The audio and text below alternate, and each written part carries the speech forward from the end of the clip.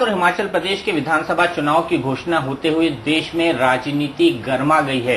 1.5 साल बाद ही आम चुनाव होने हैं। ऐसे में राजनीतिक आरोप और प्रत्यारोप लगना लाजमी है और मुख्य विपक्षी पार्टी भारतीय जनता पार्टी के अध्यक्ष के तौर पर नितिन गडकरी जी पर भी कई तरह के आरोप लगते हैं और लोग उन पर कई दफा आरोप मढ़ने की भी कोशिश करते हैं। इस बारे में और बातचीत करने के लिए हमारे साथ हैं खुद नितिन गडकरी जी। नितिन जी, आपका बहुत बहुत स्वागत है हमारे खास कार्यक्रम में। सबसे पहला सवाल आपसे जानना चाहूंगा कि हाल ही के दिनों में जो सबसे बड़ा चर्चा का मुद्दा बना है वो ये बना है कि इंडिया अगेंस्ट करप्शन के अरविंद केजरीवाल ने सोनिया गांधी जी के दामाद रॉबर्ट वाड्रा पर आय से अधिक संपत्ति का आरोप लगाया। ये कहा कि 50 लाख की पूंजी से लगभग 300 करोड़ रुपए उन्होंने जमा कर लिए प्राइवेट कंपनी डीएलएफ की तरह। लगातार बार बार वो दस्तावेज पेश कर रहे हैं। इस बारे में आपका क्या मानना है? क्या इसकी जांच होनी चाहिए? बिल्कुल जांच होनी चाहिए और कांग्रेस पार्टी ने और यूपीए सरकार ने अगर वो निर्दोष है तो जांच होने देनी चाहिए ताकि सच लोगों के सामने आ जाएगा। अगर निर्दोष होंगे तो अच्छा होगा, उसमें डरने की बात क्या है। लेकिन वो कह रहे हैं कि ये तो प्राइवेट डीलिंग है। डीएलएफ एक प्राइवेट इंस्टीट्यूशन है, रॉबर्ट वाड्रा एक प्राइवेट बिजनेसमैन है। अगर दो प्राइवेट लोगों के बीच किसी तरह की डीलिंग होती है तो फिर वो जांच के दायरे में कैसे आती है?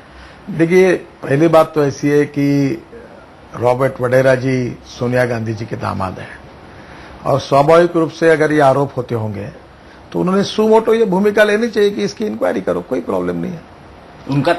अब मेरे साथ क्या संबंध है? और अगर मैं ना शरद पवार का बिजनेस पार्टनर हूं, तो अजय संचेती का पार्टनर हूं। मैंने तो आह्वान किया है कि कोई भी इंक्वायरी करना है करो, अगर साबित हुआ तो मैं राजनीति छोड़ दूंगा। आखिर क्या होता है कि जो गलत बातें होती है तो उसके ऊपर अगर इंक्वायरी के लिए हम तैयार हो जाएंगे तो लोगों के सामने सच आ जाएगा।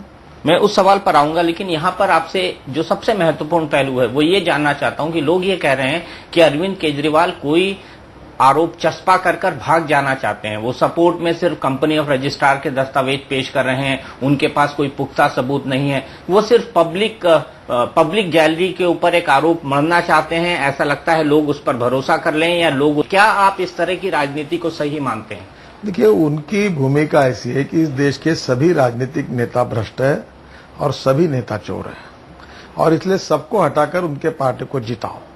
तो ये फिलॉसफी को मजबूत करने के लिए जितने राजनीतिक नेता और पार्टियां हैं सबके बारे में कहना ये उनकी नीति है। वो उन्हें क्या कहना चाहिए और क्या बोलना चाहिए उनका सवाल है, पर इस देश की जनता समझती कि सच क्या और झूठ क्या है, वो उसका निर्णय करेगी।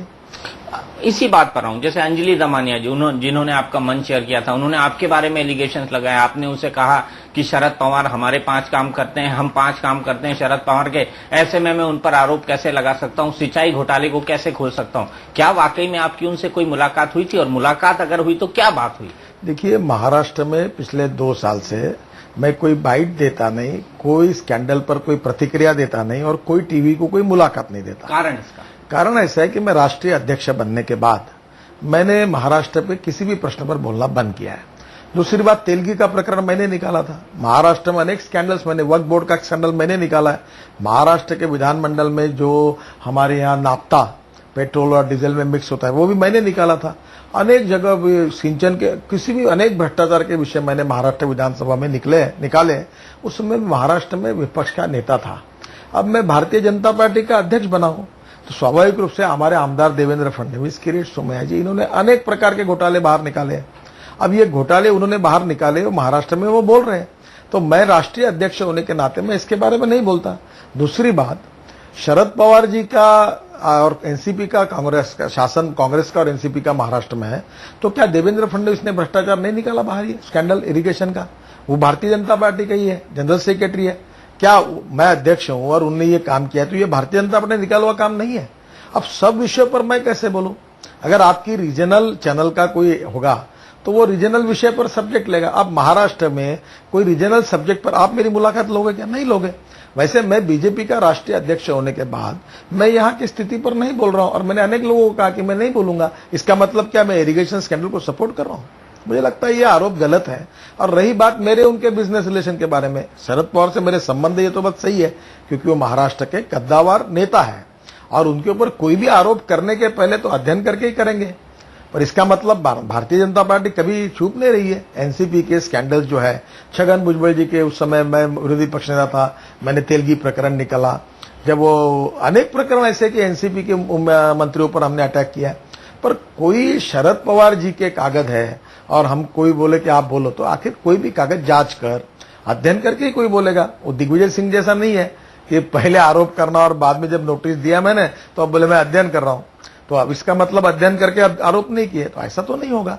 तो मुझे लगता है यह सरासर गलत है। और मैं दीपक जी कह चुका हूं कि शरद पवार जी के साथ, अजय संचेती के साथ मेरे कोई व्यावसायिक संबंध है, ऐसा कोई भी सिद्ध कर देगा तो मैं राजनीति से संन्यास ले लूंगा, छोड़ दूंगा राजनीति। ये झूठे आरोप में कोई मतलब नहीं है। अब कहीं ना कहीं मेरा संबंध जोड़कर, झूठे आरोप करके, कहीं मेरी पार्टनरशिप बताकर, कहीं ये करके, एक प्रकार का षड्यंत्र कांग्रेस पार्टी इसलिए कर रही है कि कांग्रेस पार्टी भ्रष्टाचार में लिप्त है।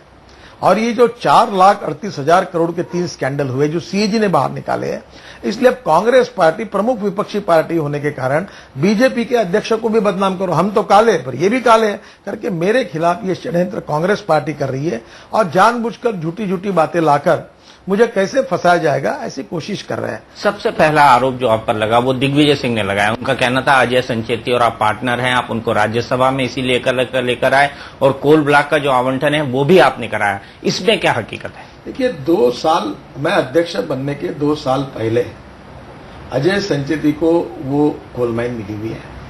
मैं जब महाराष्ट्र में मंत्री था पीडब्ल्यूडी का, मैंने 8,000 करोड़ के काम किए, एक्सप्रेस हाईवे बनाया, फ्लाईओवर्स बनाया, सीलिंग प्रोजेक्ट में। अगर वो मेरे पार्टनर उनको कोई काम देता, 8,000 करोड़ में 1 रुपए का काम मैंने कभी उनके कंपनी को दिया नहीं है। वो 3 पीढ़ियों की कंपनी है और वो लगातार काम कर रहे हैं। और उनके ग्रैंडफादर हमारे संघ के जिला संघ चालक थे, उनके भाई जनसंघ के एमएलए थे, अब उनका चाचा बीजेपी का एमएलए है।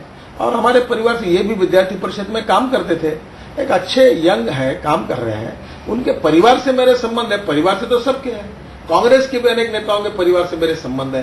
तो इसका मतलब क्या, मैंने शादी में आपको भी बुलाया, सब दुनिया भर के मीडिया को बुलाया, इसका मतलब क्या मेरी पार्टनरशिप हो गई क्या? और इस प्रकार से किसी से भी नाम जोड़ देना, किसी से भी कॉन्टेक्ट कर, अभी जैसे मैं आपको तो मैं नागपुर विभाग का एमएलसी हूं, मेरे कॉन्स्टिट्यूशन में गोसीखुर्द धरण आता है, वो जो बड़ा जिसकी चर्चा चल रही है। राजीव गांधी जी ने 30 साल पहले प्रधानमंत्री थे, उसका भूमि पूजन किया, उसकी कीमत 380 करोड़ रुपए थी। आज 14,000 करोड़ रुपए उसकी कीमत हो गई है, फिर भी काम अधूरा पड़ा है। लैंड एक्विजिशन के किसानों के पैसे नहीं दिए, पुनर्वसन का काम बंद पड़ा हुआ है, कैनाल के काम, सब काम बंद पड़े हुए। जिन कॉन्ट्रैक्टर ने खराब काम किया, भ्रष्टाचार किया, उनके ऊपर कठोर कार्रवाई करो, उनको ब्लैक लिस्ट करो। मैं कोई किसी को संरक्षण मैंने दिया नहीं है। पर जो एक ही प्रकल्प है महाराष्ट्र का, जो राष्ट्रीय प्रकल्प करके उसको मान्यता मिली है, क्या वो प्रकल्प तुरंत पूरा होना चाहिए? और 3.5 लाख हेक्टेयर किसानों को जमीन को तुरंत पानी मिलना चाहिए, लैंड एक्विजिशन के पैसे मिलने चाहिए, पुनर्वसन का काम होना चाहिए। इसलिए मैंने प्रधानमंत्री को पत्र लिखा, अर्थमंत्री को पत्र लिखा, जल शोधन मंत्री को लिखा, 5 नहीं मैंने 15 पत्र लिखे हैं। ये मेरे एरिया से, मैं सिंचाई के लिए लड़ते रहा हूं। महाराष्ट्र के महामहिम राज्यपाल डॉक्टर अलेंद्र साहब जब थे, तब उन्होंने स्पेशल मैंडेटरी डायरेक्शन मेरे कारण उस समय मैंने संघर्ष की तरफ दी थी। विधानसभा का स्पेशल अधिवेशन मेरे कारण बुलाना पड़ा, 2 बार एडवोकेट जनरल को वहां बुलाना पड़ा, मैं इसके लिए संघर्ष करता रहा। अब प्रकल्प पूरा होना चाहिए ये कहना, तो मैं अगर ठेकेदारों को मदद कर रहा हूं ये तो मुझे अच्छा लगा। कल आपने कहा नहीं, लेकिन एक छोटा सा आपको सवाल हुआ, महंगाई कम होनी चाहिए, ऐसा अगर दीपक चौरासी ने कहा तो इसका इंटरप्रिटेशन दिल्ली की मीडिया निकालती है कि इसलिए कहा क्योंकि उनकी पत्नी कह रही है कि मुझे सस्ती चीजें मिलनी चाहिए, शक्कर 2 रुपए किलो, गेहूं 1 रुपए किलो, ये सस्ती चीजें उनके पत्नी को घर में चाहिए, इसलिए दीपक चौरासिया टीवी पर कह रहा है महंगाई कम होनी चाहिए। ऐसे तर्क अगर निकलेंगे तो इसका क्या जवाब दिया जा सकता है? लेकिन सवाल ये है कि जो लोग आप पर ये आरोप चस्पा करने की कोशिश कर रहे हैं, या जिन लोगों ने आप पर ये आरोप लगाया है, चाहे वो अंजलि दमानिया हो या फिर जिस तरह से उस दिन वो लेटर बाहर निकला हो, दोनों का ये कहना है कि आप ठेकेदारों के सपोर्टर हैं, ठेकेदारों के साथ खड़े हैं, न कि किसानों के साथ। तो मेरा 15 साल का ट्रैक रिकॉर्ड निकालो कि महाराष्ट्र के विधानमंडल में मैं 18-20 साल था, कितने बार मैं सिंचाई के लिए लड़ा हूं। और इसके लिए जब ये, अब दूसरी बात, देश के लिए ठीक है 380 का